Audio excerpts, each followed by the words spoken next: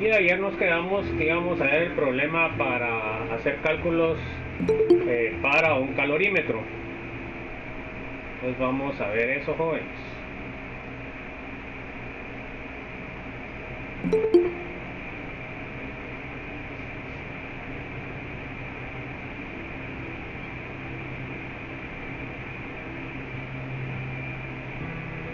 Bueno, a ver, léame, no sé si tiene así micrófono Alejandro o no. Bien, Bueno, dale pues. ejemplo, una muestra de 1.435 gramos de naftaleno, una sustancia de olor penetrante que se utiliza en los repelentes contra polillas. Se quema en una bomba calorimétrica a volumen constante. Como consecuencia, la temperatura del agua se eleva a 20.28 a 25.95 grados.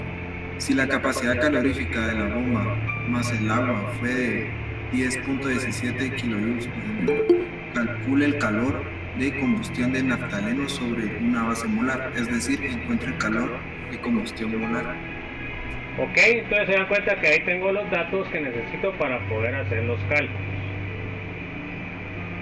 Bueno, a ver, léame por favor, Andrés. Estrategia. Se conocen la capacidad calorífica y el aumento de la temperatura. ¿Cómo calculamos el calor absorbido por el calorímetro? ¿Cuál es el calor que generó la combustión de 1.435 gramos de naftaleno? ¿Cuál es el factor de conversión entre gramos y moles de naftaleno? Bueno, entonces se dan cuenta que hay varias cosas que tenemos que, los datos están ahí, tenemos que ordenarlos, ¿ok? Bueno, a ver, léame por favor, Benjamín. Solución. El calor absorbido por la bomba y el agua es igual al producto de la capacidad calorífica y el cambio de la temperatura. Con base en la ecuación que vimos anteriormente y suponiendo que no se ha perdido el calor hacia los alrededores, escribimos. Entonces, ya con los datos que tenemos que el Q del calorímetro va a ser igual al Ccal, la capacidad calorífica del calorímetro, por delta T. Tenemos que la capacidad calorífica es 110.17 kilojoules grado centígrado, y eso significa que ya fue calibrado el calorímetro, ¿va? Con el ácido benzoico, que es el que se calibra. Bueno, luego de eso pues tenemos la diferencia de temperatura y me sale ahí el calor. A ver, hágame el cálculo por favor. ¿Sale eso?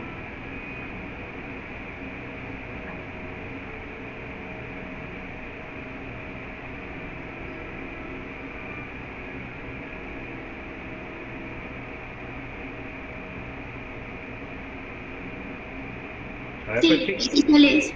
bueno, entonces eso sería lo que es el calor. Vamos a seguir haciendo cálculos. A ver, léame por favor, Brian. Debido a que Q sistema es igual a Q calorías más Q reacción igual a 0, igual a 0, Q calorías L es igual a menos Q reacción, el cambio de valor de la reacción es de menos 57.76 kilojoules. Este es el calor asociado a la combustión de 1.435 gramos de C10H8, por tanto podemos escribir el factor de conversión como. Entonces se dan cuenta de que ahí solo era, déjenme ver, es que ahí está malo esa L, no tiene que tener esa L, no sé de dónde salió, ya sé de dónde salió. Lo que pasa es que se había puesto la L, no se había puesto subíndice, por eso es que había quedado esa L, pero era Qcal. Bueno, entonces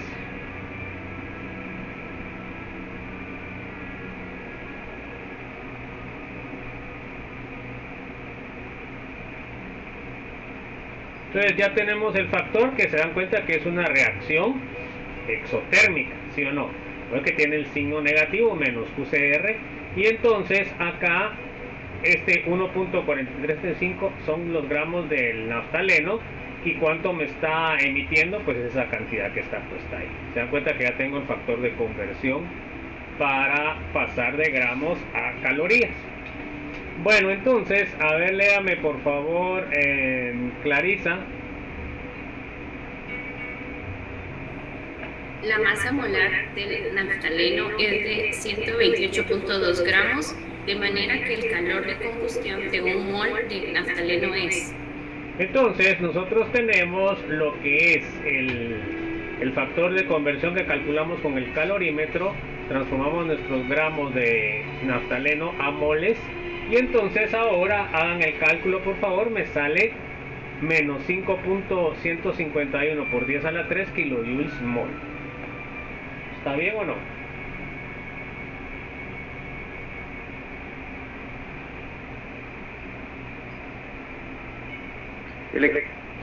Bueno, entonces, así es como ustedes pasan o como ustedes calculan a través de los datos que les da un calorímetro.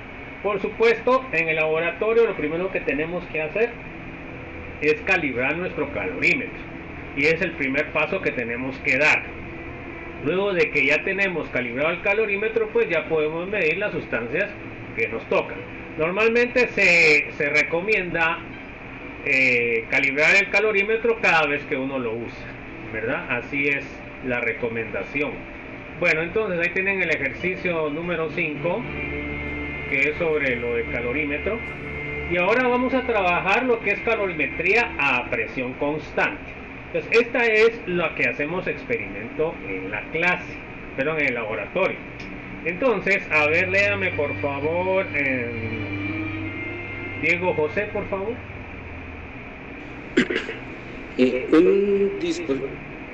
Un dispositivo más sencillo que el calorímetro o volumen constante utilizado para determinar los cambios de calor en reacciones diferentes a la combustión es el calorímetro o presión constante.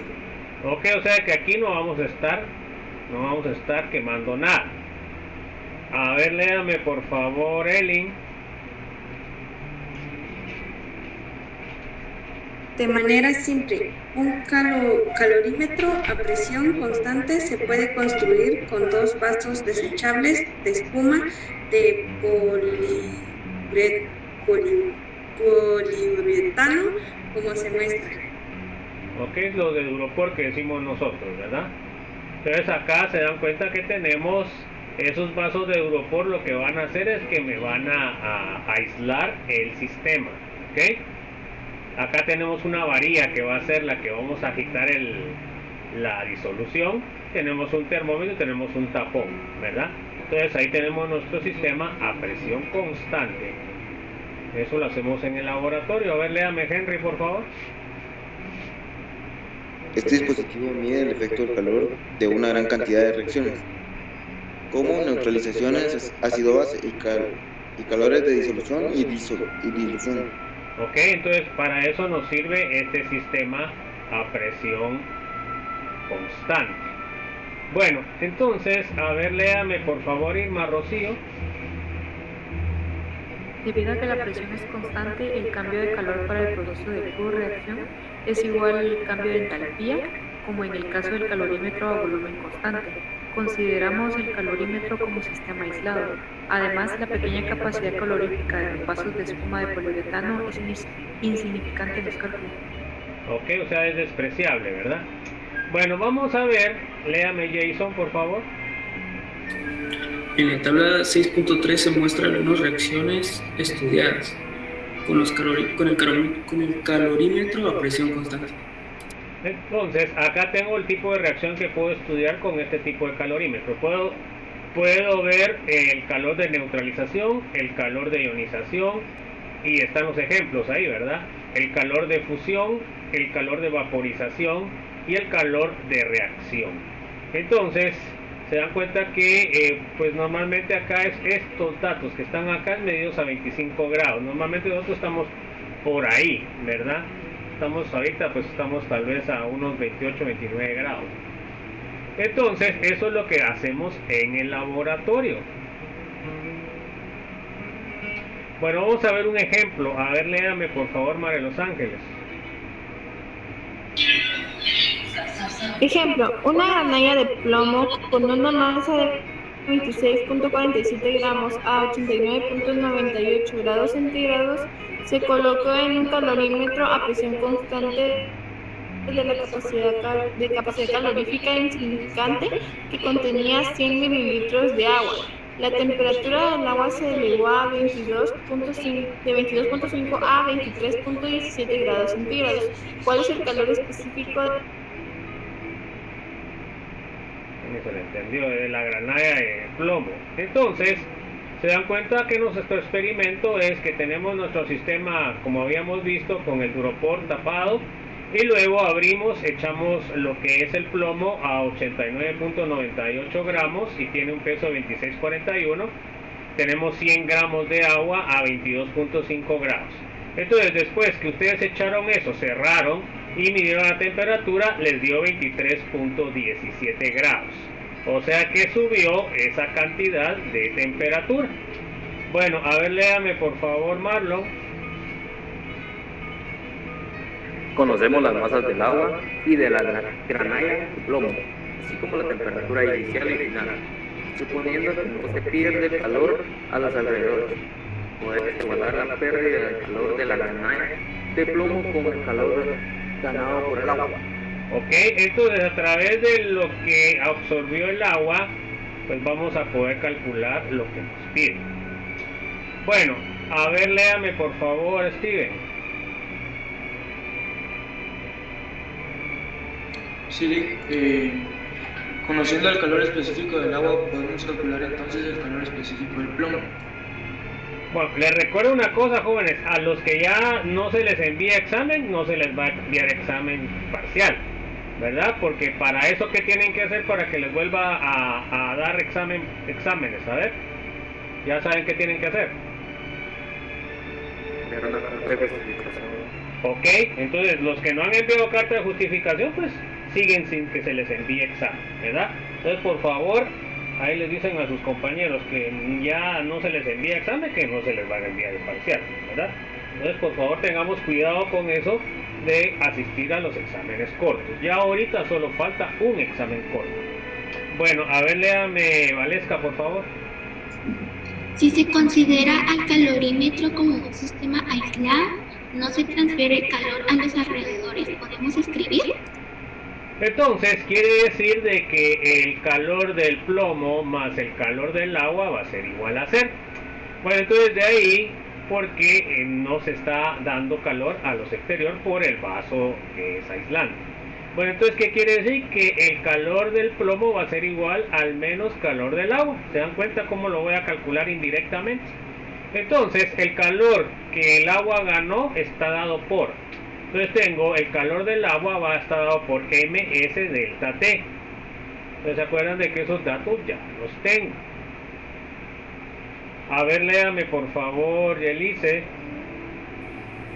Donde M y S son la masa y el calor específico y delta T igual a T final menos T inicial, por tanto. Entonces, ¿se dan cuenta de que yo tengo... ¿Cuánto tenía de agua, jóvenes? Tenía 100 gramos. La capacidad calorífica del agua es 4.184 y la diferencia de la temperatura del agua es 23.17 menos 22.50. Entonces me sale 280.3 joules. Hagan el cálculo, a ver si les sale, jóvenes.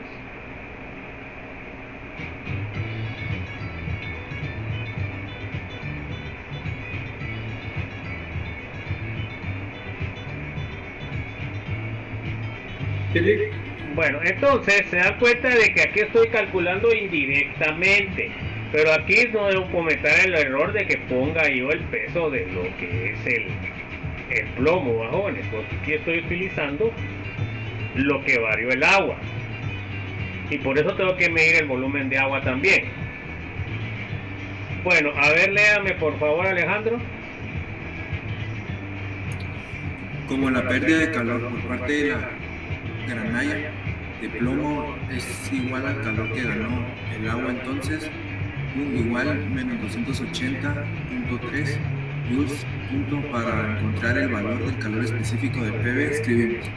Entonces se dan cuenta que ya tengo mi factor de conversión Y entonces acá tenemos que menos QPB, acá tiene menos 280.3 joules, va a ser igual a la masa de, aquí sí la masa del plomo, S que no lo conozco, y la diferencia que tuvo lo que es la temperatura, ¿verdad? Entonces ahora se dan cuenta ustedes de que acá tendría, al despejar ese, se dan cuenta que esto lo tengo que pasar, esto y esto lo tengo que pasar a dividir para que me dé eso. A ver, calculen si les sale eso, jóvenes, o no.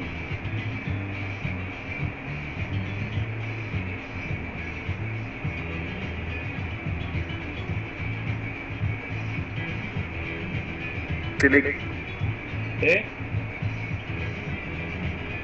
¿Están de acuerdo, jóvenes, o no? A ver, otro que haya calculado. Sí, sí sale eso. Ok. Sí, felicidades. Ok. Bueno, entonces se dan cuenta que aquí como sale la resta negativa, entonces pues que se le quitó lo que es el signo. Entonces el S me sale .158 joules gramos. Entonces se dan cuenta cómo nosotros indirectamente, utilizando el agua, utilizando un disolvente que sepamos lo que es la capacidad calorífica, podemos calcular. Y eso es el experimento que hacemos en el laboratorio. ¿Ok? Y eso se puede hacer también con neutralización, con disolución, bueno, con todos estos procesos que vimos ya en la tabla. Está el de práctica. Vamos a ver otro ejemplo. A ver, léame Andrés, por favor. Ejemplo, una muestra de 1 por 10 a la 2 ml de HCl 0.500 molar se mezcla con 1 por 10 a la 2 ml de NaOH 0.500 molar en un calorímetro a presión constante de capacidad calorífica insignificante. La temperatura inicial de las soluciones de HCl y NaOH es la temperatura inicial, es la misma, 22.50 grados centígrados, y la temperatura final de la mezcla es de 25.86 grados centígrados. Calcula el cambio de calor de la reacción de neutralización sobre una base molar. Bueno, entonces esto se hace en el laboratorio. Ustedes tienen ya sea el hidróxido o el ácido en el vaso de Duroport, y arriba con una bureta pues tienen el otro reactivo. Entonces, por ejemplo, pueden ustedes poner el ácido clorhídrico en lo que es el vaso de Duroport, y de ahí en este 10 por 10 a la 2, ¿cuántos mililitros son, Juan? 1 por 10 a la 2, ¿cuántos mililitros son? 100 mililitros. Entonces, después agregan con la bureta, agregan la cantidad que es igual, y después cierran el sistema. Entonces tienen que medir la temperatura tanto del ácido clorhídrico como de lo que es el hidróxido. Normalmente lo que se hace es que se dejan a temperatura ambiente para que las dos temperaturas sean las mismas.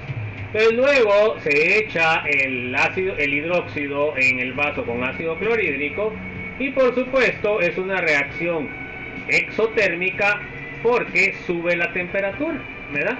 Y entonces nosotros ya medimos con el termómetro qué temperatura nos da. Bueno, acá tengo la reacción de neutralización, que sería hidróxido más ácido, sería una neutralización ácido fuerte, base fuerte, me va a dar el cloruro sodio, que es una base neutra, y me va a dar el agua. Entonces, a ver, léame Benjamin, por favor. Suponga que las densidades y calores específicos de las resoluciones son iguales que las del agua. 1 gramo por ml y 4.284 gramos joules por gramo, grados centígrados respectivamente. Ok, entonces se dan cuenta que pues suponemos que la densidad es 1, la del agua, y su capacidad calorífica pues ya la sabemos, que es 4.184. Bueno, entonces luego de tener ya esos datos, que eso es lo que normalmente hacen en el laboratorio, medir el calor de neutralización. Bueno, entonces vamos a ver la solución. A ver, léame por favor, Brian, por favor. Suponiendo que no hay pérdida de calor hacia los alrededores, el sistema es igual a Q disolución más Q reacción e igual a 0, por lo que Q reacción es igual a menos Q disolución, donde Q disolución es el calor absorbido por la disolución combinada. Como la densidad de la disolución es de 1.0 gramos por mililitro, la masa de 100 mililitros de la disolución es de 100 gramos. Así, entonces nosotros transformamos el volumen a gramos, ¿verdad? Y entonces nosotros sabemos que el Q disolución, en este caso es disolución de neutralización, o neutralización lo hubiéramos podido poner acá, es igual a la masa por la capacidad calorífica por delta T. Bueno, entonces sabemos de que tenemos 1 por 10 a la 2 gramos más 1 por 10 a la 2 gramos, que son las dos soluciones sumadas. Luego tenemos la capacidad calorífica del agua, 4.184, y de ahí la diferencia en temperaturas. ¿Ok? Hagan el cálculo a ver si les sale eso.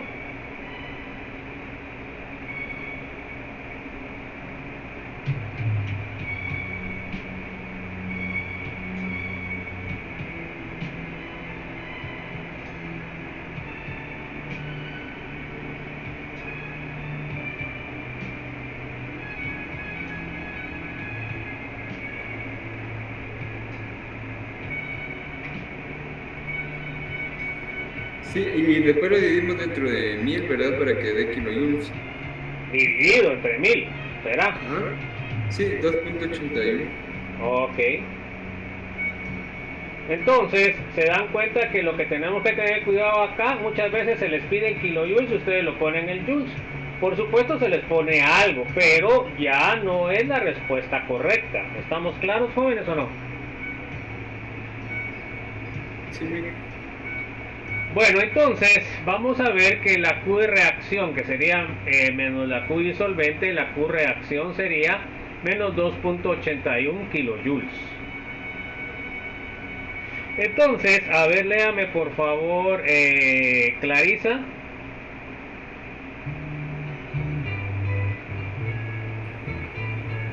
Dado que Q reacción es igual a Q disolución por Q reacción es igual a menos 2.81 kilojoules. A partir de las molaridades dadas, el número de moles de HCl como de NaOH en disolución es 1.0 por 10 a la 2 mililitros de disolución es.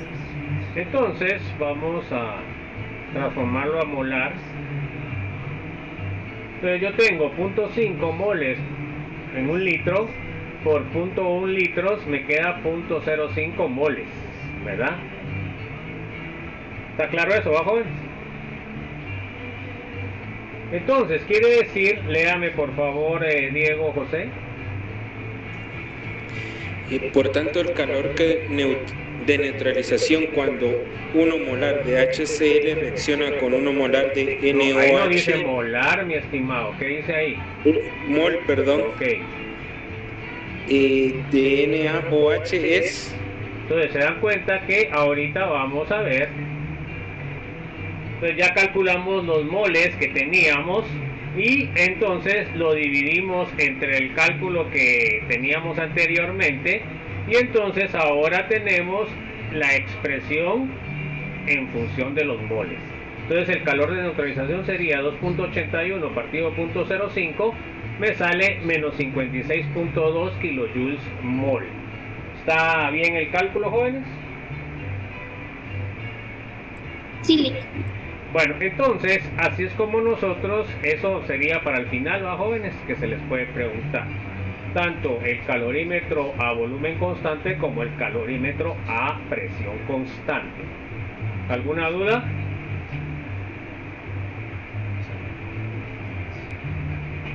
¿Alguna duda? ¿Estamos bien?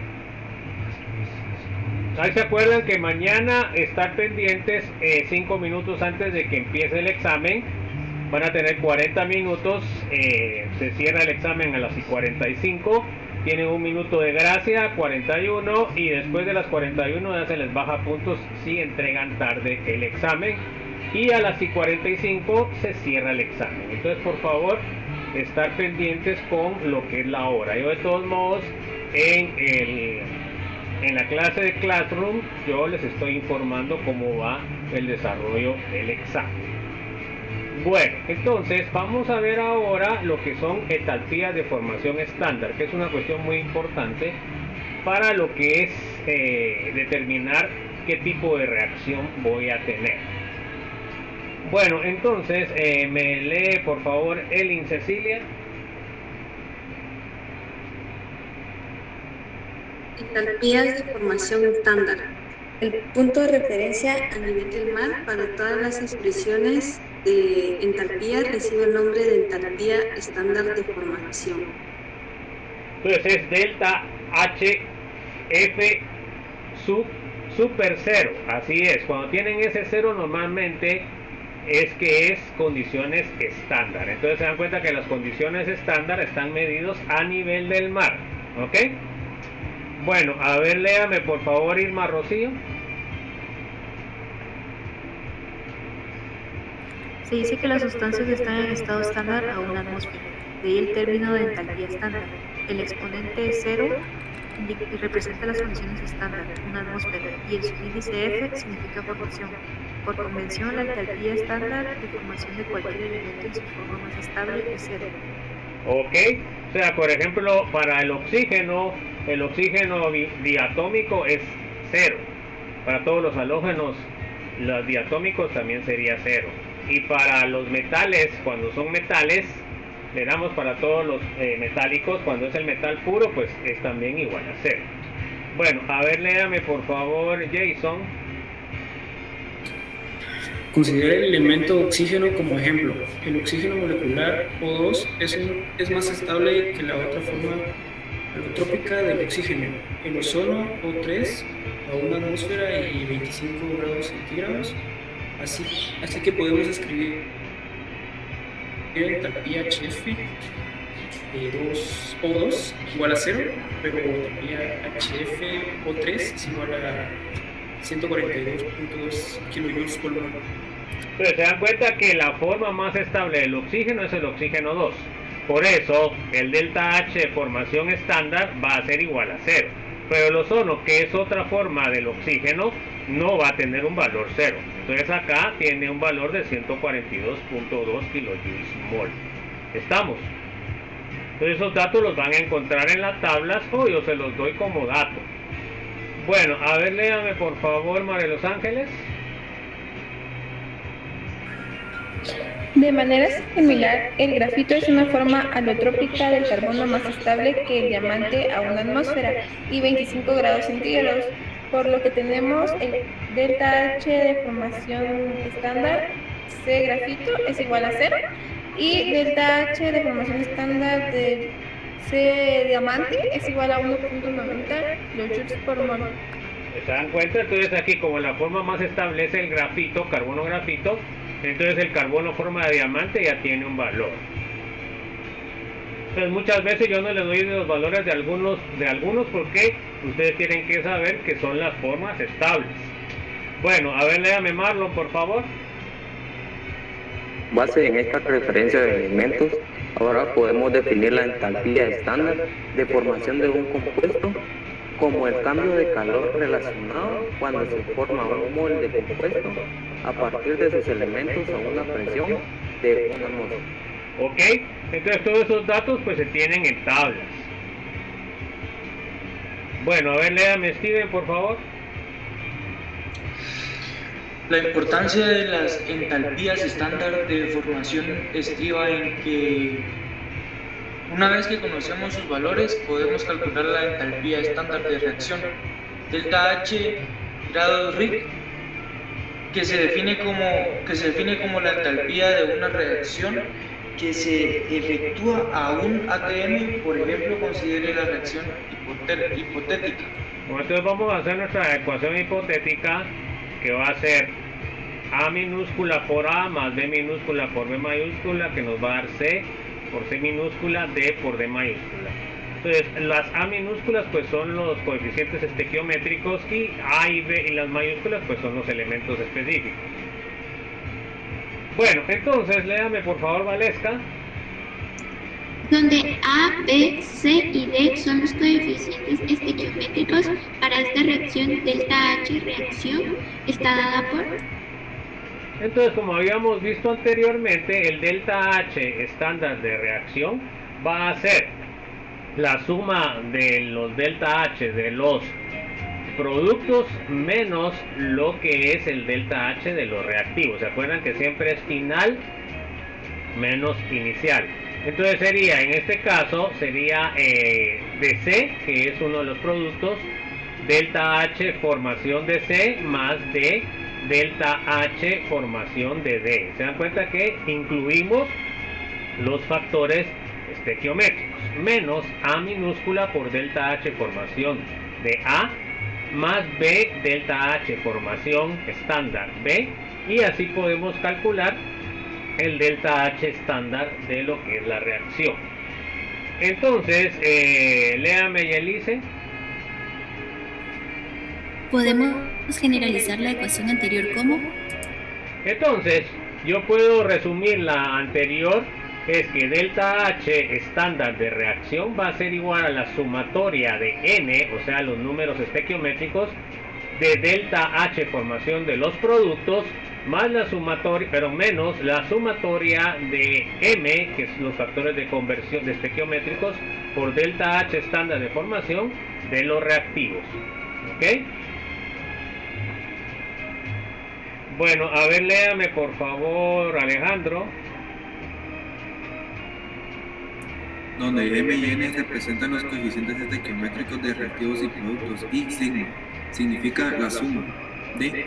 Observen que en los cálculos los coeficientes estequiométricos son solo números sin unidades. Ok, o sea, son números sin unidades los estequiométricos, ¿verdad, jóvenes? Entonces, en resumen, también tienen que tener cuidado que deben de balancear la ecuación, ¿va, jóvenes? Entonces, ahí tenemos un resumen de algunos de los elementos más comunes de lo que son las entalpías estándar. Se dan cuenta que, por ejemplo, acá que tengo la plata, que es metálica sólida, tiene 0, pero el cloruro de plata, que es una sal también sólida, ya tiene 127. Igual acá el aluminio sólido, que es el metálico, tiene 0, y el trióxido de aluminio, o el trióxido de aluminio, es 1669.2.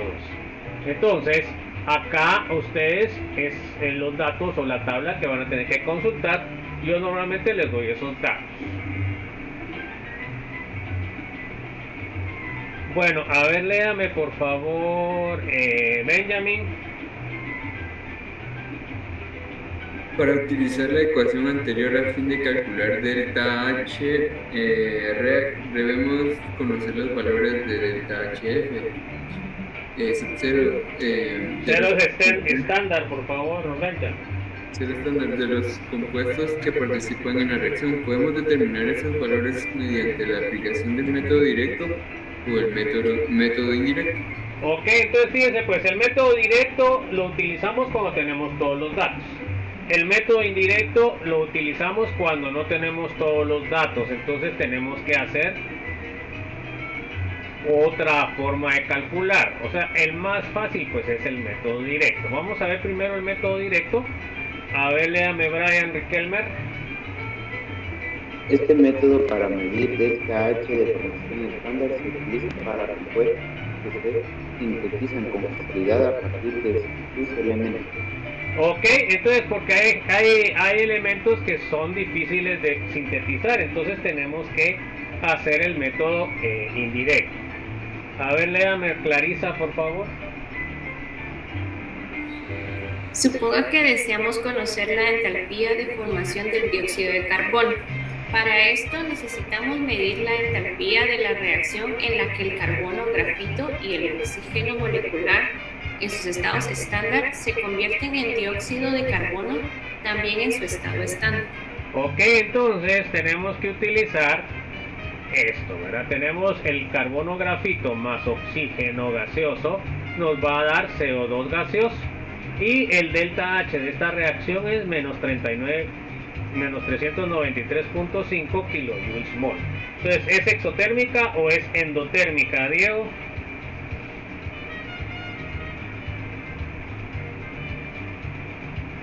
Diego. Es exotérmica. Es exotérmica. ¿Es espontánea o no espontánea, Elin?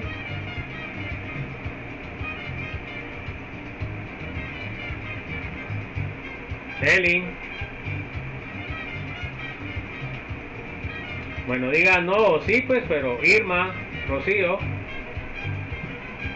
¿Espontánea? Es espontánea porque todas las exotérmicas son espontáneas. No, esos son los conceptos que ya deben de tener claros.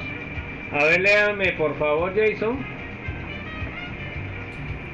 Por experiencia sabemos que esta reacción de combustión se completa fácilmente. Entonces, los datos que tenemos los podemos encontrar fácilmente en una tabla.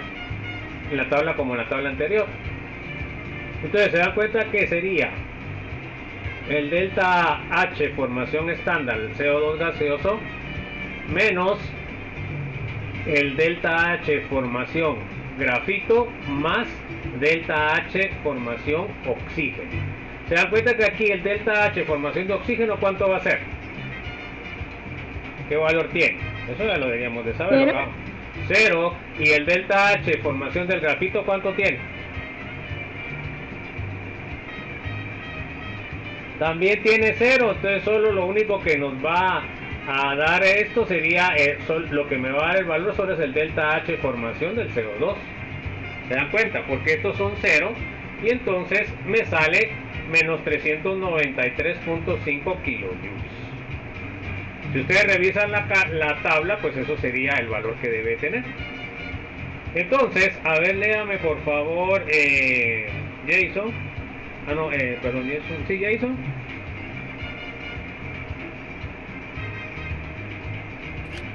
Debido a que tanto el gráfico como el O2 son formas alotrópicas estables de los elementos, se determina que delta H estándar de formación, C grafito y delta H formación O estándar de formación tiene un valor de 0, por tanto. Entonces, se dan cuenta que ¿cómo me va a quedar? Pues me quedaría la reacción ya en forma ya simplificada, menos 393.5 kilojoules. Entonces, así yo ya sé, se dan cuenta que aquí el delta F estándar de formación del CO2 es menos 393.5. Entonces, por eso es el valor que tiene la reacción. Bueno, a ver, léame por favor, María de Los Ángeles. Observe que la asignación arbitraria de 0 para el delta H formación estándar de cada elemento en su forma más estable en el estado estándar no afecta los cálculos en modo alguno. Recuerde que el interés de la termodinámica radica solo en los cambios de entalpía, ya que pueden determinarse experimentalmente, lo que no sucede con los valores absolutos de entalpía.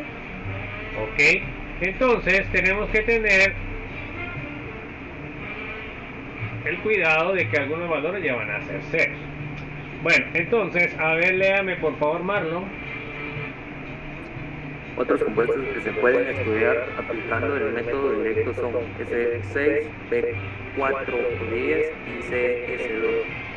Las ecuaciones que representan su síntesis son... Bueno, entonces, se dan cuenta, esas ecuaciones las pueden encontrar en cualquier libro. Entonces, acá tengo el azufre rómbico más 3 moles de fluoro, de molécula de fluoro gaseoso, me va a dar un mol de hexafluoruro de azufre. Entonces, esa sería la primera. Luego tengo P4 blanco más 5 moles de oxígeno gaseoso, me va a dar un mol de pentaóxido de tetrafósforo, y el carbono grafito más 2 moles de azufre rómbico me va a dar el disulfuro de carbono. Entonces se dan cuenta que aquí el S rómbico es el estándar, el plomo, el P4 blanco es el estándar y el grafito es el estándar y el rómbico es el estándar. O sea que aquí solo va a tener, aquí también el oxígeno es el estándar y el flúor también es el estándar. O sea, solo va a ser el valor de los productos, así como pasó con el otro. Bueno, a ver, léame por favor, Steven José. Observe que ese rómbico y P blanco son los alótropos más estables del azufre y del fósforo, respectivamente a 1 atm y 25 grados centígrados. Por tanto, sus valores delta HF son 0. Bueno, entonces aquí tengo lo que es el azufre, jóvenes, el rómbico, que es un polvo amarillo, ¿verdad? Entonces acá pues ya utilizo las tablas. Se dan cuenta que lo único que voy a necesitar es los coeficientes de formación, los delta H de formación del SF6. Bueno, miremos acá si están en la tabla. Entonces miremos el SF6, ¿está aquí o no?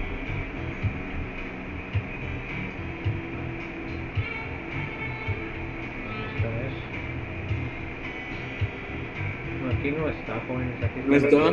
No está. Bueno, tenemos que buscar en otra tabla. Se dan cuenta que aquí está, por ejemplo, el CO2. Busquemos el CO2. Acá está arriba. Mira el CO2, menos 393.5. ¿Cuál era el otro que estábamos buscando? El fósforo, APO. No miro el fósforo tampoco. Tampoco está. No. Bueno, tenemos que buscar otra tabla. Bueno, entonces vamos a ver ahora el método indirecto. El método indirecto es el mejor porque me ayuda a poder calcular cualquier compuesto, ¿verdad, jóvenes? Que eso es lo más importante.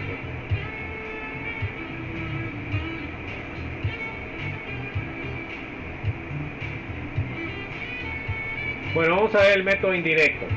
Entonces, a ver, léame por favor, Valesca. Muchos compuestos no se pueden sintetizar directamente a partir de sus elementos. En algunos casos la reacción se lleva a cabo con demasiada lentitud o suceden reacciones secundarias que producen otras sustancias además del compuesto de interés. O sea que prácticamente no es funcional poder sintetizar eso. Entonces tenemos que utilizar el método indirecto. A ver, léame por favor, Yelice. En estos casos, los valores de delta H, formación estándar, se determinan por un procedimiento indirecto que se basa en la ley de Hens de la sumatoria de los calores, o solo ley de Hens, llamado así en honor llamada así en honor de su creador, el químico suizo Hermann Hess. La ley de Hess es enunciada como siguiente: cuando los reactivos se convierten en productos, el cambio de entalpía es el mismo independientemente de que se efectúe la reacción en un paso o en una serie de pasos. Ok, o sea que se puede hacer por pasos, ¿verdad? A manera de que nosotros podamos conseguir la reacción que nosotros queremos determinarle el delta H. Bueno, a ver, léame por favor, Alejandro. En otras palabras, si podemos separar la reacción de interés en una serie de reacciones para las cuales podamos medir el valor de reacción, podemos calcular el AH para la reacción total. La ley de Hess está basada en que, debido a que H es una función de estado, AH solo depende del estado inicial y final, es decir, solo depende de la naturaleza de los reactivos y productos. El cambio de entalpía sería el mismo, ya sea así, la reacción global tiene en un lugar, en un paso o en varios. Tiene lugar. Entonces pueden ustedes tener, en el caso de el cálculo directo, ustedes tienen el cambio directo de al producto que ustedes quieren. En este caso ustedes tienen que hacer una serie de cambios de reacciones para llegar al producto que ustedes quieren. Bueno, a ver, léame por favor, Andrés. Suponga que queremos conocer la entalpía estándar de formación del monóxido de carbono, CO. La reacción se representaría como...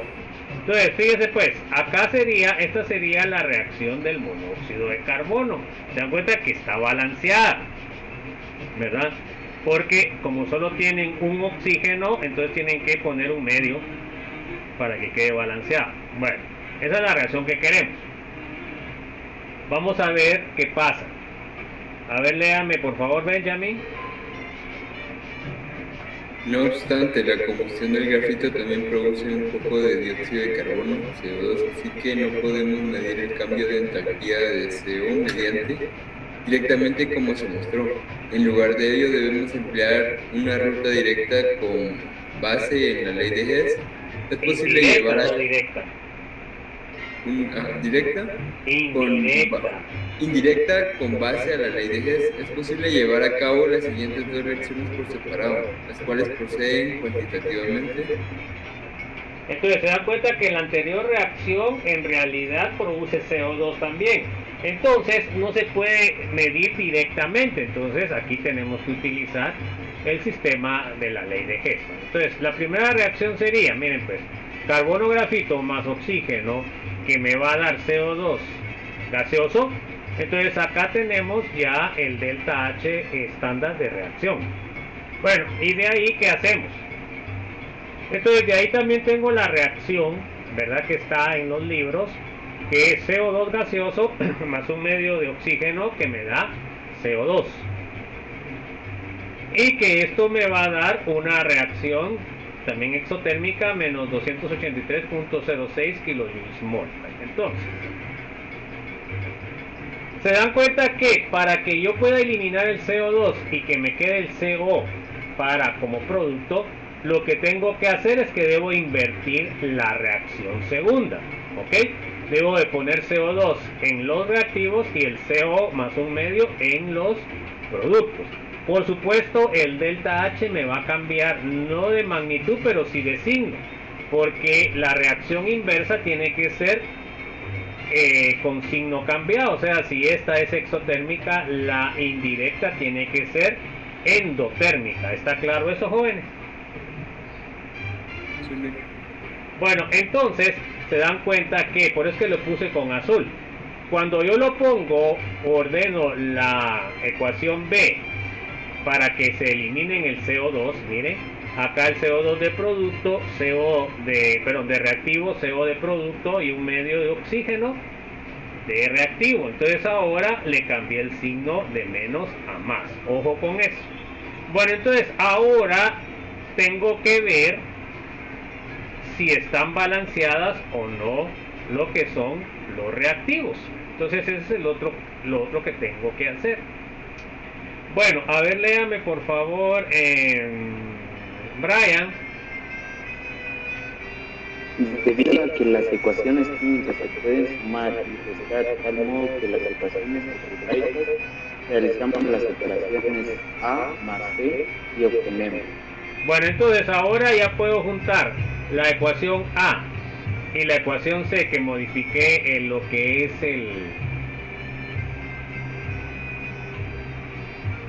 la dirección, ¿verdad? Puse la dirección de la reacción inversa para que eliminara el CO2. Bueno, entonces fíjense pues, acá se dan cuenta que yo lo que quiero eliminar es el CO2, ¿sí o no? Porque el CO2 no me interesa. Bueno, entonces miremos qué hacemos. Entonces hacemos la suma de eso y miren ahora cómo me queda. Se dan cuenta que acá se me van los CO2 porque hay productos y reactivos. Se me va este y se me va este. Ahora, ¿qué pasa acá? Se dan cuenta que más 1 porque está en positivo acá y este como está en el producto lo tengo que restar. ¿Cómo me queda 1 menos un medio? ¿Cómo me queda, joven? ¿Un medio? ¿Pero en dónde? En el lado de los reactivos. En el lado de los reactivos, eso es lo que tienen que tener cuidado. O sea que el medio me queda acá abajo, jóvenes. Entonces tengo que el C grafito más un medio de oxígeno me va a dar CO2, CO gaseoso. ¿Se dan cuenta que esa es la reacción que quería o no? ¿Esa es la reacción que quería, sí o no? Sí. Bueno, entonces ahora hago la suma también de lo que son los delta estándar. Se dan cuenta que es menos 393 más 283 me queda menos 110.5. Todavía la reacción es exotérmica, o sea que es espontánea. ¿Está claro, jóvenes, o no? Todo es importante. Deben de tratar de buscar que les quede la ecuación que ustedes quieran, ya sea que tengan que darle vuelta, y en este caso se dan cuenta de que no había problema con lo que era la estequiometría, porque les quedó la ecuación como ustedes quieren. Puede ser de que en lugar de tener un mol necesitaran 2, entonces tendrían que haber multiplicado esta por 2, ¿ok? Pues vamos a ver otro ejemplo después, pero eso va a ser la otra semana. A ver, léame por favor, Clarisa.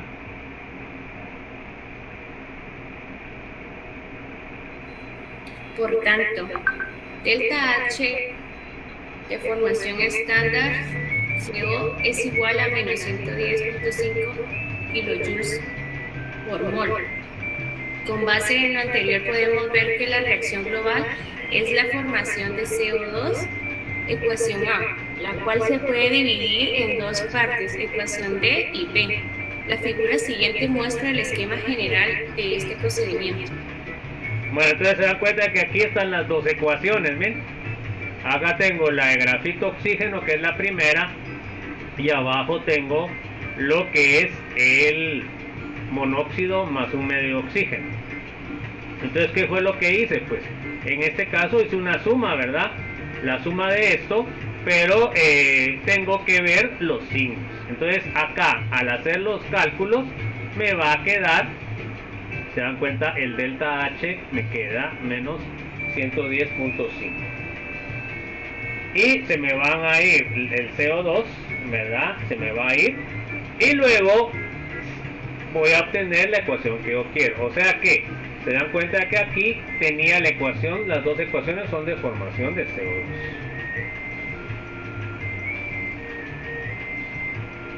Bueno, a ver, para terminar, léame por favor, Diego José.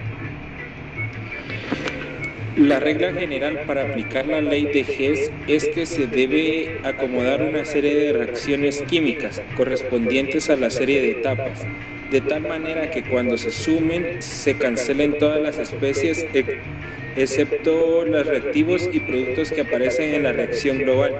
O sea, lo que yo quiero obtener, ¿va, jóvenes? Porque eso es lo que yo... Entonces ahí tengo que ver si le tengo que dar vuelta a la reacción, si lo tengo que multiplicar por un factor o lo tengo que dividir. Bueno, eso lo vamos a ver la otra semana, pero entre 2 semanas cuando regresemos de Semana Santa. A ver, léame Eli, por favor.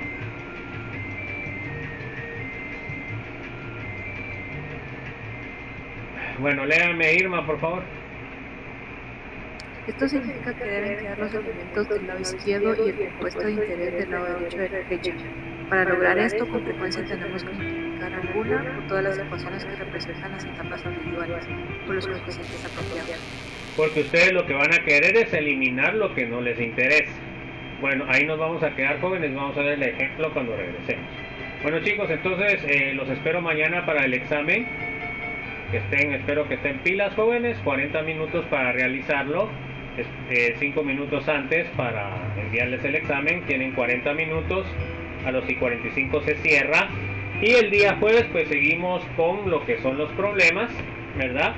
Y eso va a durar todo el periodo de la clase. O sea, se va a terminar a las 55. Van a tener 55 minutos para realizarlo. De ahí 1 minuto de gracia. Y se cierra a las 18 en punto. ¿Estamos? ¿Alguna duda? ¿Alguna inquietud, jóvenes? Todo claro. Entonces, la selección múltiple cuesta 60 puntos y los problemas cuestan 40 puntos. estamos. Entonces, les deseo suerte, jóvenes, espero que hayan estudiado y nos vemos el día de mañana, por favor, jóvenes, así pilas, ¿verdad? Nos vemos, Luis. Bueno, pues un abrazo a todos, que estén bien. Nos vemos mañana, se cuidan. Feliz tarde, Lee. Feliz tarde, chicos.